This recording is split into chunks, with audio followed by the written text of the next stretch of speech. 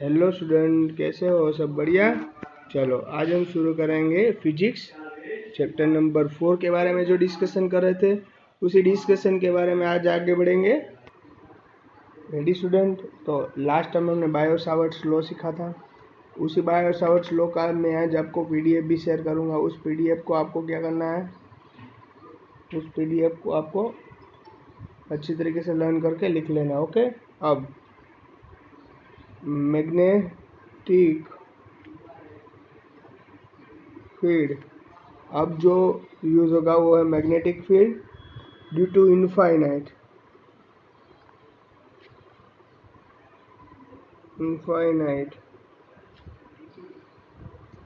Straight current carrying wire, straight current carrying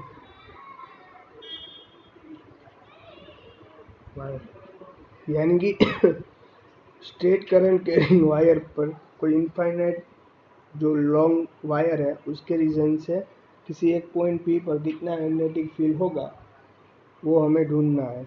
तो क्या करना है, मैग्नेटिक, समझ लो कि यहाँ पर फिगर ड्रॉ कर रहा हूँ, देख लेना। समझ लो कि यहाँ कोई लॉन्ग इनफाइनाइट, समझ लो कि ये कोई वायर है, इसकी लेंथ समझ लो कि इनफाइनाइट है। तो यहाँ से एट पॉइंट पी डिस्टेंस पर, यहाँ पर पॉइंट पी डिस्टेंस पर कितना मैग्नेटिक फील्ड होगा। समझ लो कि करंट की डायरेक्शन यहाँ पर है। रेडी? ये बात समझ में, करंट की डायरेक्शन यहाँ है तो इस पॉइंट पर कितना मैग्नेटिक फील्ड होगा। उसी तरह से हम यहाँ पर ढूंढ ले। समझ लो कि यहाँ से इसका डिस्टेंस ये रहा और इसका एंगल जो बना उसे एंगल 5 बोल दूंगा मैं, और यहाँ से इसका जो डिस्टेंस एंगल बन रहा है उसे मैं बोलूँगा एंगल 5 यहाँ जो एंगल बन रहा है वो 5 और यहाँ जो एंगल बन रहा है उसे 5 आई बात समझ में अच्छी तरीके से? रेडी? चलो अब तो अब क्या, समझ लो कि इसका डिस्टेंस है, ये इक्वल डिस्टेंस मैंने नहीं रखा, एग्जैक्ट बीच में से नहीं लिया है, किसी एक पॉइंट पर ले लिया है। समझ लो कि इसका डिस्टेंस है ए। समझ लो कि यहाँ मैंने बोला बायो सावर्ट्स लॉ है, कोई एक पूरे लंबे वायर पर नहीं अप्लाई हो सकता, कुछ एट सम पॉइंट वायर पर ही यूज हो सकता है। मैंने लास्ट टाइम भी कहा था। इस बार समझ लो कि यहाँ पर एल लेंथ पर एक वायर में कट कर लेता हूँ। समझ लो कि यहाँ पर एल लेंथ है, इस लेंथ पर मैंने डी एल जितना वायर कट कर लिया। उस डी एल जितने वायर से पर, क्योंकि बायो सावर्ट्स लॉ है, एक स्मॉल वायर पर भी अप्लाई हो सकता है। मैंने आपको बोला था जैसे कूलम्ब्स लॉ है वो एक स्मॉल चार्ज पर ही हम ले सकते हैं, वैसे बायो सावर्ट्स लॉ भी है, वो क्या हो सकता है, सिर्फ किसी स्मॉल वायर के पोर्शन पर ही अप्लाई हो सकता है। तो समझ लो कि इसका जो यहाँ पर एंगल बन रहा है वो है थीटा। तो बट हमें किसका एंगल मेजरमेंट करना होगा, इसका एंगल मेजरमेंट करना होगा। तो ये कितना होगा, ये 9, ये समझ लो कि यहाँ पर क्या है, थीटा है। तो हमें तो ये पूरा कवर करना है ना, हमें तो टोटल चाहिए, हमें तो टोटल वायर करंट के इनफाइनाइट वायर है इसलिए हमें टोटल चाहिए। पर बायो सावर्ट्स लॉ के इसलिए इसका एक ही पोर्शन निकल सकता है, हमें तो कितना चाहिए, टोटल चाहिए ना। आई बात समझ में? तो इसीलिए समझ लो कि मैं पहले इसका छोटा सा टुकड़ा के लिए मैग्नेटिक फील्ड ले लेता हूँ, बाद में सभी का इंटीग्रेशन कर दूंगा, यानी कि पूरा वायर्स का मुझे क्या मिल जाएगा, मैग्नेटिक फील्ड मिल जाएगा। आई बात समझ में? तो यहाँ पर देख लेता हूँ, इस को लेना है, यानी कि यहाँ पर एंगल क्या बन रहा है, थीटा। तो यहाँ पर जो एंगल बनेगा वो बनेगा 90 माइनस थीटा। आई बात समझ में कि नहीं आई? ये जो एंगल बनेगा वो 90 माइनस थीटा बनेगा। आई बात समझ में? ये एंगल जो बन रहा है वो थीटा है, तो यहाँ जो एंगल बनेगा वो 90 माइनस थीटा होगा। यानी थीटा यहाँ से जो देखो, यहाँ समझाता हूँ, थीटा है यहाँ पर क्या होगा, 90 से डिक्रीज होता जाएगा, ऊपर जाओगे तो थीटा इंक्रीज हो जाएगा। आई बात समझ में? वैसे ही नीचे जाओगे तो -5 आएगा, ऊपर जाओगे तो +5 आ जाएगा। रेडी? आई बात समझ में? पहले ये फिगर समझनी भी ज़रूरी है। Ready?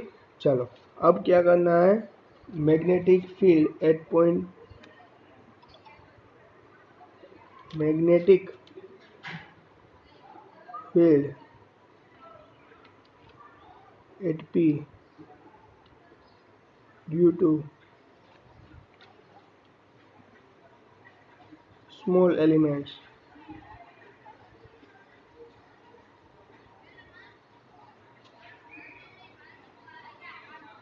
Ready. Small element dl के लिए ये मैग्नेटिक फील्ड। तो चलो स्मॉल एलिमेंट के लिए मैग्नेटिक फील्ड की फॉर्मूला आपको मालूम है, dB is equal to μ0 according to Biot Savart's law, μ0.4 by I dl sine theta upon r²। ये फॉर्मूला थी हमारे हिसाब से बायो-सावर्ट्स लॉ की, वो आपने समझी है। रेडी, नहीं समझी तो मैं आपको आज PDF शेयर करूँगा, उस PDF में से आप देख सकते हो। रेडी, चलो अब क्या करना है, मुझे तो ये पॉइंट, मुझे तो सारा चाहिए, ये तो एक सिर्फ एक माइनर पॉइंट के लिए ही है, यहाँ साइन थीटा, पर यहाँ साइन थीटा की जगह क्या आएगा, dB is equal to μ0 4 pi I। अब यहाँ पर 90 माइनस थीटा यूज हुआ है, तो I dl sine 90 minus theta की जगह 90 माइनस थीटा अपॉन r²। आई बात समझ में। चलो अब तो सभी का इंटीग्रेशन करना पड़ेगा, क्योंकि हमें इतने पॉइंट के लिए नहीं, पूरे वायर्स के लिए लेना है। तो dB इज इक्वल टू, यहाँ पर इंटीग्रेशन होगा μ0 अपॉन 4 पाई I dl, तो साइन 90 माइनस थीटा यानी यहाँ पर हो जाएगा cos थीटा अपॉन r²। चलो यहाँ पर इंटीग्रेशन होगा, और कहाँ से कहाँ तक होगा, देखो यहाँ φ2, यहाँ पर ये हमें तो क्या करना है, हमें ये पूरा कवर करना है ना, ये हमें पूरा कवर ना करना पड़ेगा। हमने ये 90 माइनस थीटा लिया, पर हमें तो कितना पूरा कवर करना पड़ेगा। अगर यहाँ से आप नीचे जाओगे तो -φ2 और ऊपर जाओगे तो φ1 तो है ही। आई बात समझ। अगर नीचे गए आप लोग तो जो φ2 है वो डिक्रीज हो जाएगा, इसलिए -φ2 तक से कहाँ तक, -φ2 से φ1 तक। रेडी, हमें तो टोटल कवर कर लेना है, इसलिए यहाँ पर S जा रहा है, इसलिए -φ2 से पूरा φ1 तक। रेडी, इस लिमिट हो गई इसकी।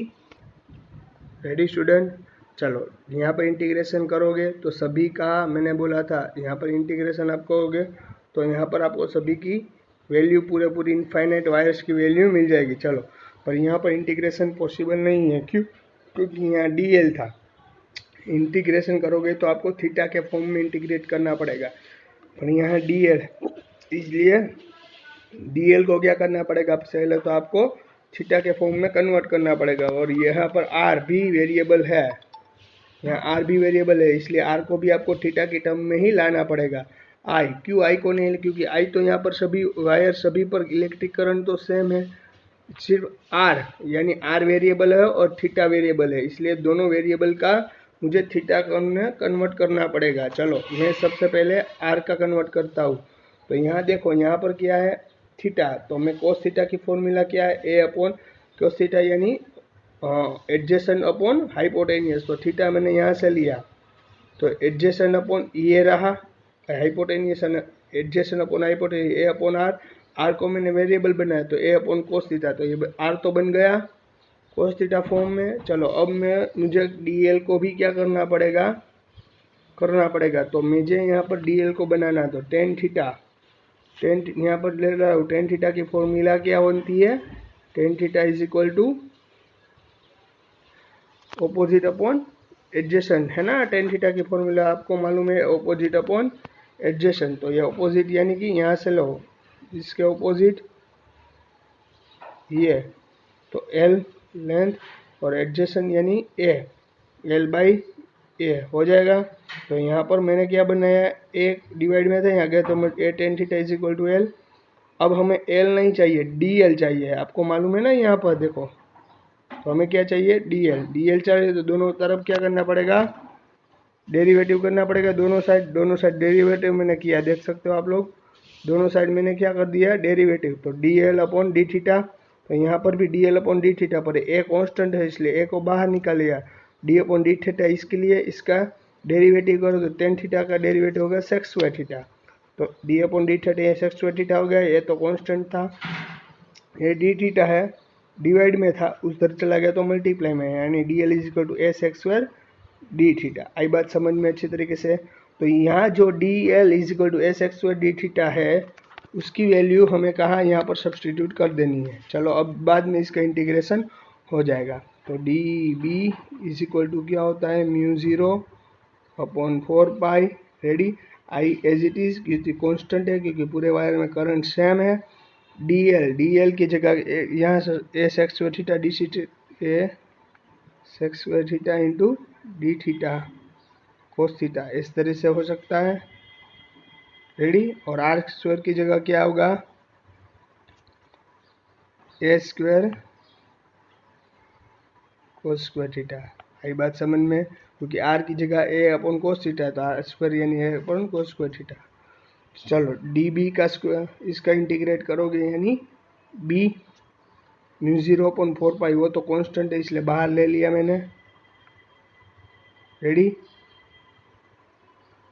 अभी आई भी कांस्टेंट है उसे भी बाहर लेना है पहले, पर यहाँ पर मैं क्या कर लेता हूँ, यहाँ पर सभी का simplification A S x square.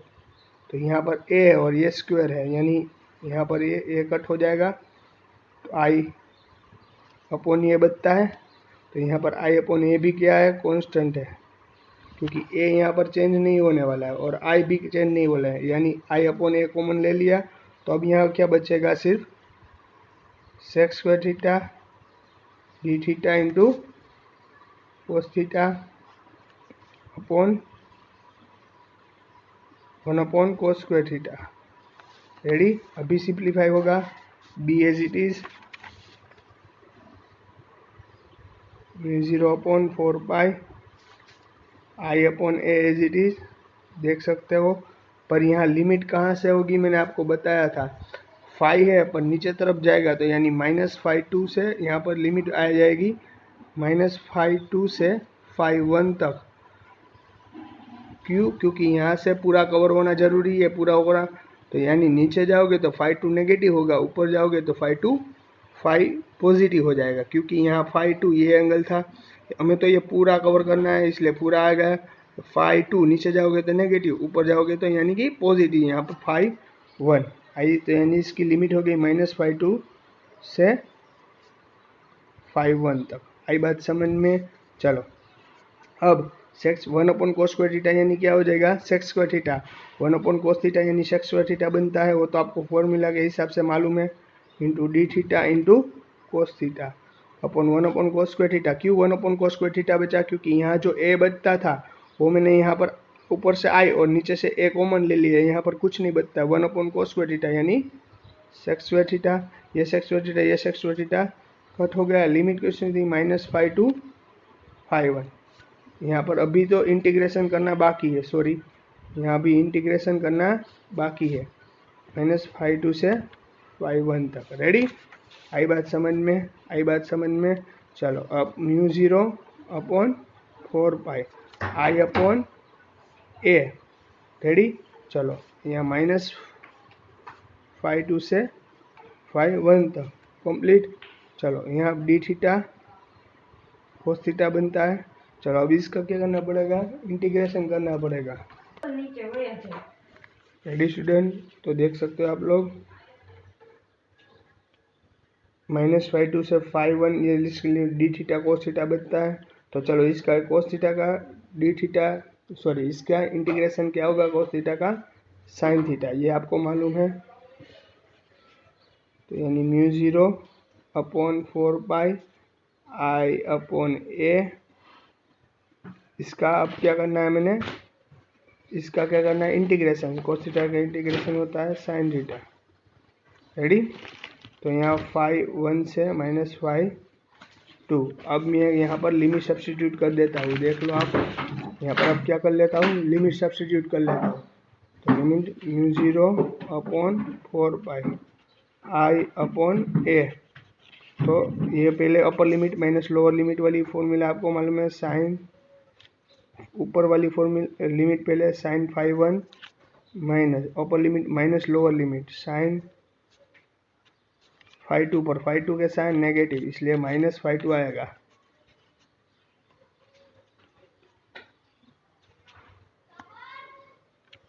ये बात समझ में।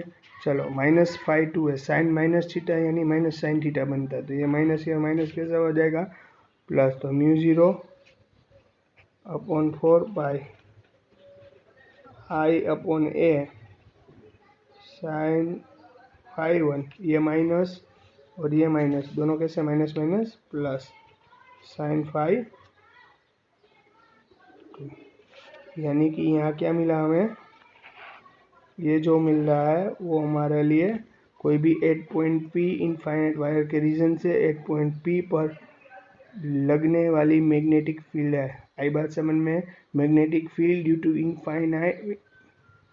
Finite straight current carrying wire. Ready, ये पूरा आपको नहीं समझ में आया तो बोल देना, एक और बार मैं रिपीट कर दूंगा, I don't have any problem, पर आपको ये अच्छे तरीके से समझना ज़रूरी है, फिर भी नहीं समझ में आया तो बोल देना। ओके, चलो स्टूडेंट, इसके साथ साथ एक एग्जांपल भी मैं करवा देता हूँ, यानी आपको समझ में आ जाएगा। रेडी, चलो समझ लो कि वैसे ही एक इनफाइनाइट स्ट्रेट, समझ लो कि यहाँ पर एक इनफाइनाइट स्ट्रेट वायर है, ये रहा। रेडी, ये पॉइंट P इससे 10 सेंटीमीटर समझ लो कि दूर है, 10 मीटर समझ लो कि दूर है। इस 10 मीटर डिस्टेंस पर सेंटीमीटर रखो ना। चलो रेडी, यहाँ पर P पॉइंट पर कितना करंट होगा, तो यहाँ पर जो एंगल बन रहा है वो φ1 है, वो एंगल है 45, समझ लो कि यहाँ पर 45 एंगल, यहाँ पर जो एंगल बन रहा है वो है 30। रेडी, और यहाँ पर जो करंट फ्लो हो रहा है वो 2 एम्पियर का है। रेडी, तो इस इनफाइनाइट वायर के रीजन से इस पॉइंट पर लगने वाली इलेक्ट्रिक फील्ड को कैलकुलेशन कैसे करेंगे, तो अभी हमने फॉर्मूला समझाई, μ0/4 pi I/a in small sine φ1 plus sine φ2, अभी हमने समझाई ना, उसी पर फॉर्मूला, ये सबसे इजी एग्जांपल है। रेडी, तो μ0/4 पाई I करंट वैल्यू 2, ए की वैल्यू 10, साइन फाइव यानी 45 और साइन 30, यहाँ पर 30 आएगा क्योंकि φ2 है 30, φ1 है 45, तो μ0/4 पाई की वैल्यू कल ही मैंने लास्ट लेक्चर में समझाई, 10⁻⁻7 2/10 यानी 0.2 बनता है, साइन 45 1/√2 और साइन 30 यानी 1/2। इसको सिंप्लीफाई करो और जो आपको आंसर मिलेगा वही आंसर रहेगा। सिंप्लीफाई तो आप अपनी तरीके से करेंगे आप लोग, और सिंप्लीफाई करके आपको अपनी फेसबुक में लिखना है। ओके, चलो अब एक और एग्जांपल समझाता हूँ। समझ लो कि यहाँ पर एक ऐसे दिया गया हुआ है, यहाँ पर इसके बीच में एक पॉइंट P है, यहाँ पर भी करंट I फ्लो हो रहा है, यहाँ पर भी करंट I फ्लो हो रहा है, यहाँ पर भी करंट I फ्लो हो रहा है, और यहाँ पर भी करंट I फ्लो हो रहा है। सभी पर करंट कितना फ्लो हो रहा है, I फ्लो हो रहा है। रेडी, चलो सभी पर यहाँ पर करंट I फ्लो हो रहा है, तो आपको फाइंड इसका मतलब क्या होता है आपको मालूम है, मैग्नेटिक फील्ड। अब जब भी मैं बी ऐसे लिखूंगा तो आपको मत समझना है कि यहाँ पर magnetic field, find the magnetic field at P due to all sides of square.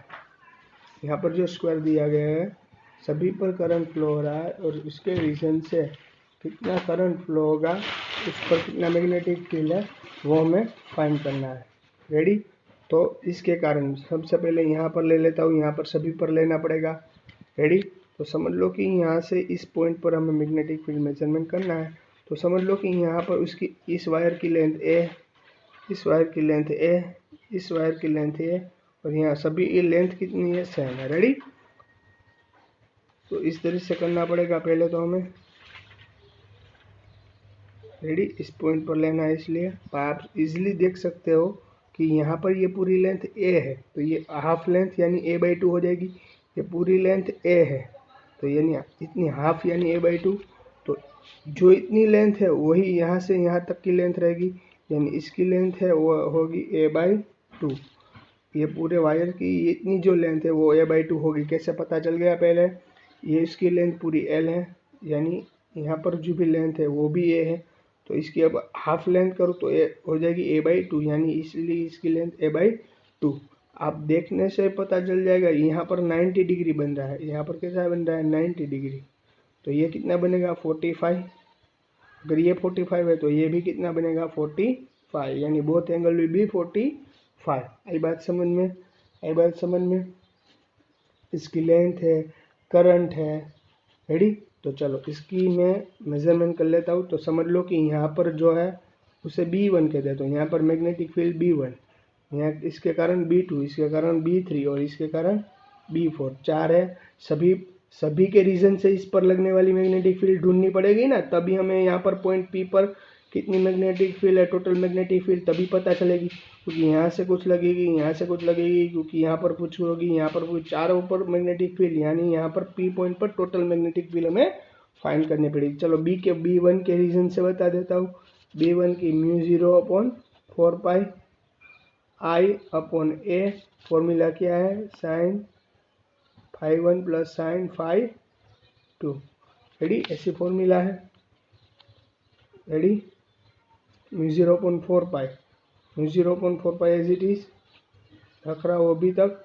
I/A है, I/A यानी कि करंट, आई फ्लो हो रहा था सभी में, तो I/A की जगह आ जाएगा a/2 की। यहाँ डिस्टेंस कितना है? हाफ। आई की जगह a/2, a की जगह sin φ1 एंगल 45 है, तो sin 45 प्लस sin 45 μ0/4, ये 2 ऊपर जाएगा तो 2I/A, sin 45 यानी